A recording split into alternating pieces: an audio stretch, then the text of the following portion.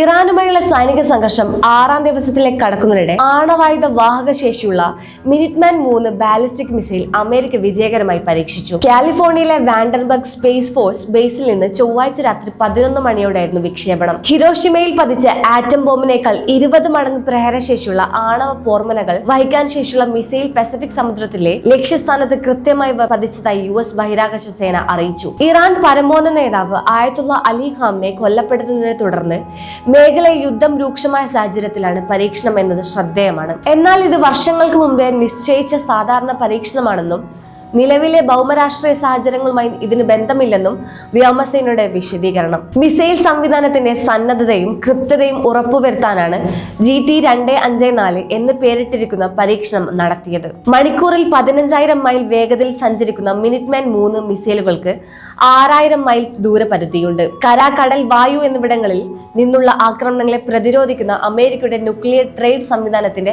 കരുത്താണ് മിസൈലുകൾ. അതിനിടെ ഇസ്രായേലിന് നേരെ ഇറാൻ പുതിയ മിസൈൽ ആക്രമണങ്ങൾ ആരംഭിച്ചു. ഇതോടെ ദശലക്ഷക്കണക്കിന് ആളുകൾ ബോംബ് ഷെൽട്ടറുകളിൽ അഭയം പ്രാപിച്ചിരിക്കുകയാണ്. ഇറാനെതിരെ ശക്തമായ സൈനിക നടപടി തുടരുമെന്ന് US പ്രസിഡന്റ് ഡൊണാൾഡ് ട്രംപ് മുന്നറിയിപ്പ് നൽകി. സംഘർഷം ലഘൂകരിക്കാനുള്ള നയതന്ത്ര ശ്രമങ്ങൾ പരാജയപ്പെടുന്നതോടെ മേഖല അതീവ ഗുരുതരമായ സാഹചര്യത്തിലേക്കാണ് നീങ്ങുന്നത്.